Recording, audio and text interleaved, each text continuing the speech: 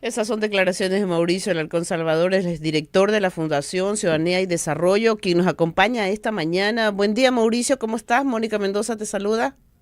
Buen día, Mónica querida, extrañándoles. Ha tenido que pasar algún tiempito para volvernos a encontrar, así es que en buena hora que sobre pretexto de lo que ocurre con las elecciones Ahora va a la podamos ver. televisión, pues usted nomás prefiere la No, no, no, no, no, televisión. no Ahí lo me ven hagas saco dejarte con en evidencia. corbata. No me hagas dejarte en evidencia, porque por ahí tengo dos a tu lado que pueden defenderme. Es verdad, Mauricio. Esto es lo que le Mauricio. decías ayer a Lenín Artieda a propósito de esta entrevista en la que tú dices que no se ha podido controlar el gasto electoral. ¿Por qué? Pero, a ver, Gustavo, buen día primero y por supuesto un saludo a la audiencia. Tú tienes unas reformas al Código de la Democracia que después de mucho impulso, mucha discusión y todo un trabajo legislativo, se pusieron en vigencia en febrero de 2020 para las elecciones de 2021. En esas reformas al Código de la Democracia se incluyeron temas realmente importantes para lo que significa la plata en la política. Primero, por ejemplo, contar con un sistema que funciona en otros países de América Latina para que todos los ciudadanos en tiempo real podamos ver qué ingresa y qué sale, quién aporta y en qué se gasta. Eso hasta el día de hoy no ha sido implementado. Seguimos viendo en la página web del CNE unos documentos garrapatosos y mal escaneados que no nos dan muchas luces respecto a quién aportó, cómo aportó, en qué se gastó. ¿Cuál?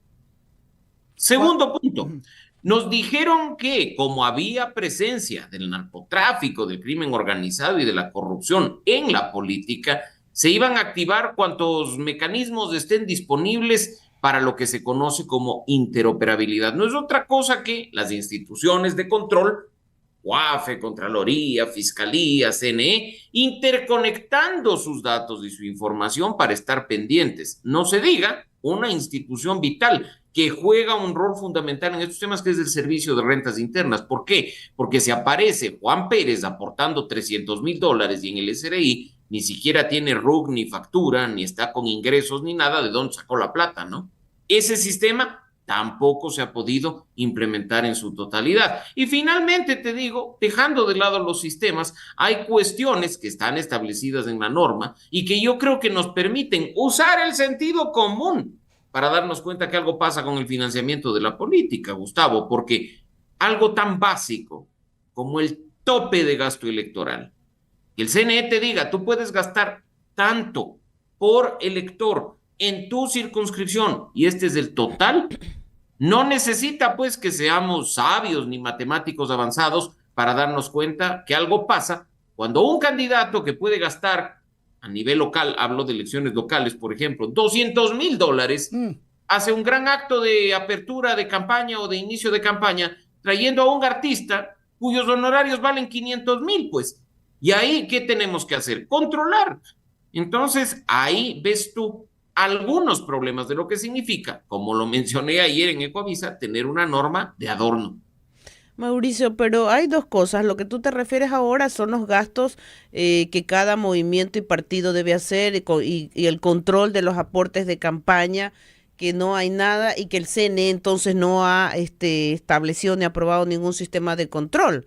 Pero el otro es la plata que el Estado o el CNE le da para o financia la publicidad.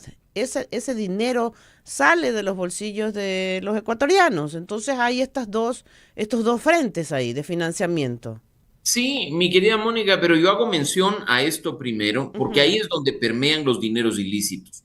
Del otro lado, hay actividades que se han identificado como corruptas, pero afortunadamente hay quizá mayores controles. Cuando entró en vigencia la Constitución de Montecristi, de aquello van a ser 16 años ya, se dijo que nunca más las grandes chequeras dominarían la política y que la salida era que todos los ecuatorianos financiemos las campañas electorales, que ahora entregando recursos para que todos los tengan a disposición de la mano de una prohibición de pautar directamente en medios de comunicación, iba a ser pero la salida a todos nuestros problemas. Por un lado, lo cierto es que desde que tenemos la Constitución de Montecristi, han ganado y han entrado en segunda vuelta los candidatos que más plata han gastado. independientemente de la pauta. Entonces, que no nos vengan a decir que eso solucionó el problema del que tanto cacarean algunos, de las grandes chequeras tratando de llegar al poder. Y por otro, como tú bien dices, la plata que se asigna mediante el Fondo de Promoción Electoral sale de tu bolsillo y del mío. Y es un sistema que, aunque nos digan lo contrario, es inequitativo e injusto. Y para muestra, Gustavo, Mónica, amigos, un botón. Elecciones presidenciales de 2021. Se asignó aproximadamente $300,000 para cada candidato. ¿Quién sacó $300,000? Andrés Arauz, con 3 millones de votos en primera vuelta, es decir, 10 centavos de dólar por cada voto obtenido. ¿Quién también sacó dentro del Fondo de Promoción Electoral $300,000? Paul Carrasco, que obtuvo menos de 20,000 votos, $15 por cada voto obtenido. ¿No sería más sensato si nosotros vamos a pagar a los candidatos para que puedan pautar en medios de comunicación o hacer algún tipo de campaña, liquidarles en función de la votación obtenida, como ocurre, por ejemplo, en Alemania? Yo creo que sería muchísimo más sensato. Totalmente, pues. Pero es que aquí hay un despilfarro, una manera, diríamos, arbitraria de decirles, este es el presupuesto que se merecen. Es el que realmente merecen. Son las fuerzas políticas. A ver, tú dices, es equilibrado para todos los candidatos. Va a costar $95 millones. Pero si se mantienen los 17 binomios. Mauricio, pero es que resulta... 5 millones para cada binomio. Resulta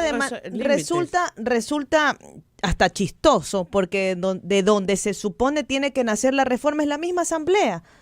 Claro, Mariela, y los que se benefician de la norma vacía, malinterpretada, son ellos mismos. Así entonces es. No la van a querer cambiar, pero así yo iría más allá, porque creo que en este momento el sistema político vigente, me refiero al de las organizaciones políticas, Mariela, ha demostrado no funcionar, no servir, y no se trata de reformas parche al Código de la Democracia. Tenemos que empezar a perder el miedo de hablar de un proceso constituyente limitado y con reglas claras para quitar una cantidad de cosas que han demostrado ser inútiles después de 16 años de vigencia de la Constitución. Ya las reformas parche del Código de la Democracia en manos de los angelitos que se benefician de los errores, definitivamente no es una opción. ¿Quién va a hacer esa reforma? ¿A constituyente para cambiar qué nomás?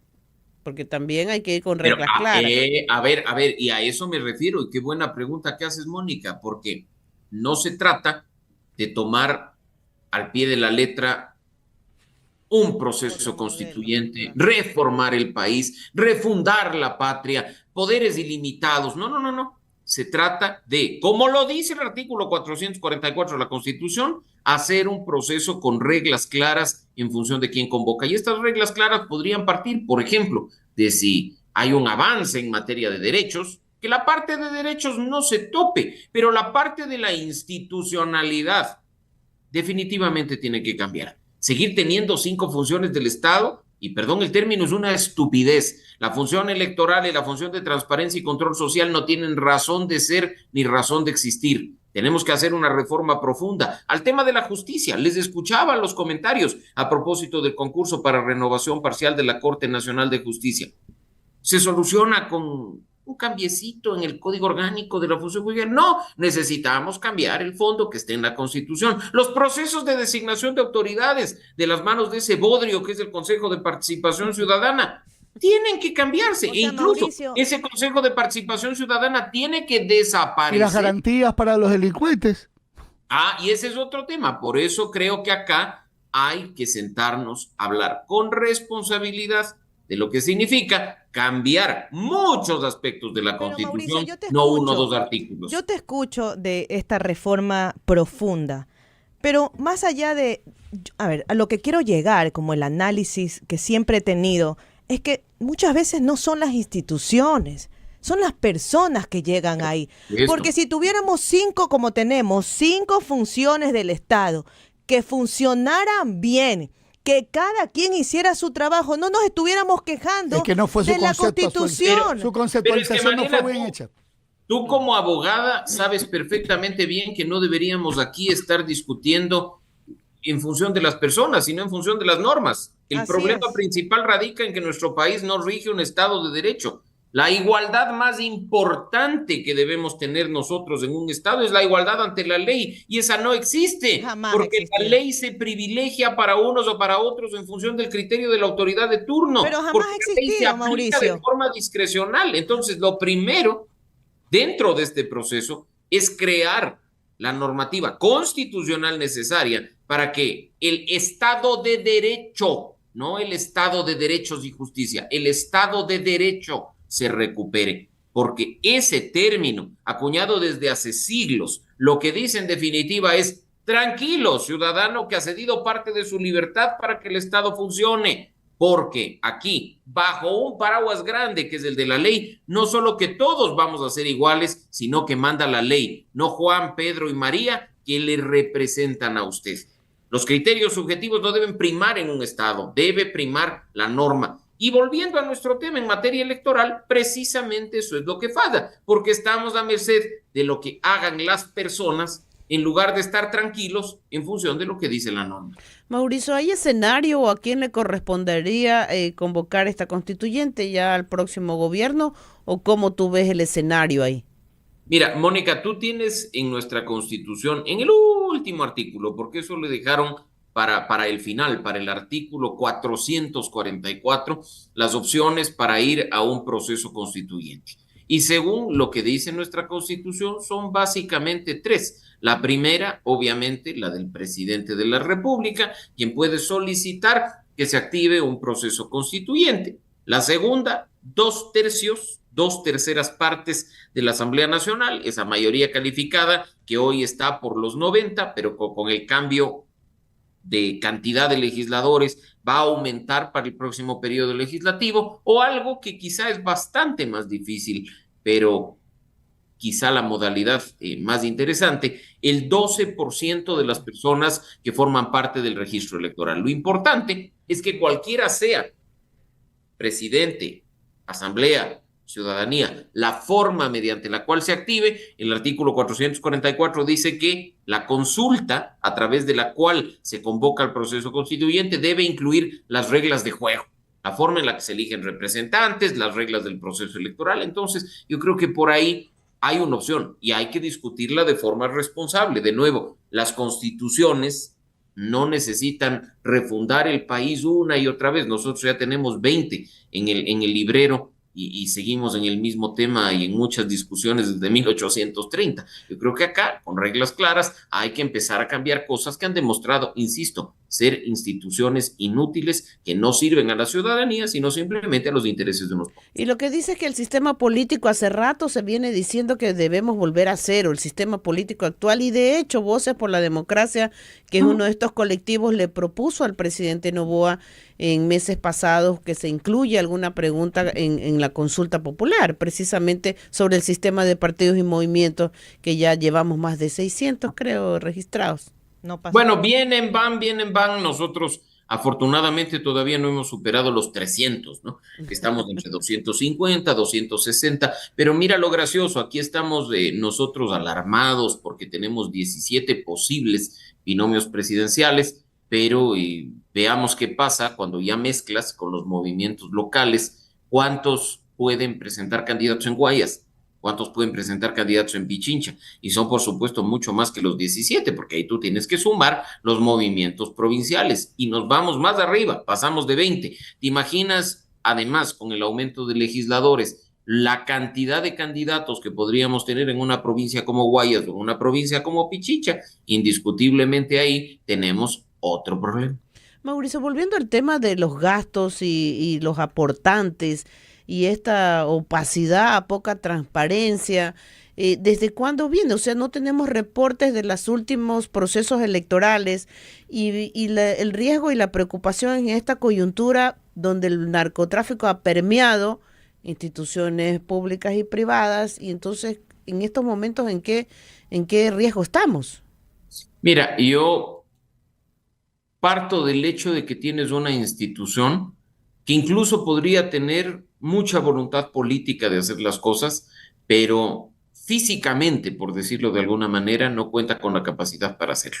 El CNE tiene serias limitaciones tecnológicas, presupuestarias, humanas, materiales, para llevar a cabo el trabajo que se requiere para contar con unas elecciones de alto nivel. Ahí hay una deuda pendiente de quienes manejan la plata, el Ministerio de Economía y Finanzas, el presupuesto general del Estado, que generalmente viene a través del Ejecutivo, para no solo el CNE, sino otras instituciones sean efectivamente autónomas en cuanto a los recursos con los que cuentan. Si tú no tienes gente, no tienes plata, no tienes infraestructura, no vas a poder hacer tu trabajo. Hay cuentas de las campañas anteriores que demoran mucho en ser, como se conoce, juzgadas, en ser revisadas y sancionadas. Están a disposición de la ciudadanía en la página web del CNE, no a través de un sistema, que es el que le decía Gustavo al inicio, que podría ser bastante fácil, sino después de superar un laberinto de subpáginas al interior de la página del Consejo Nacional Electoral, con documentos que, como lo mencioné, en algunos casos ni siquiera son legibles, Mónica, pero ahí tú puedes darte cuenta, solo revisando esos documentos, que hay algunos temas de control que deberían haberse activado no en este momento, respecto de la campaña del 23, por ejemplo, sino en ese preciso momento. Y te voy a dar un simple ejemplo. El Código de la Democracia ordena que tú inscribas a un responsable económico del manejo de la campaña. Ajá. ¿Ya? Esa persona tiene que presentarte un presupuesto antes de iniciar la campaña y cada 15 días tiene que reportarte los ingresos y los gastos. Estos son los aportantes perfectamente individualizados, estos son los aportes que he recibido en especie, cuantificados en valor monetario, y en esto es lo que hemos gastado. 1. Principio de oportunidad. ¿Qué crees tú, que puedes presentar esos informes quincenales un mes después de pasadas las elecciones? No.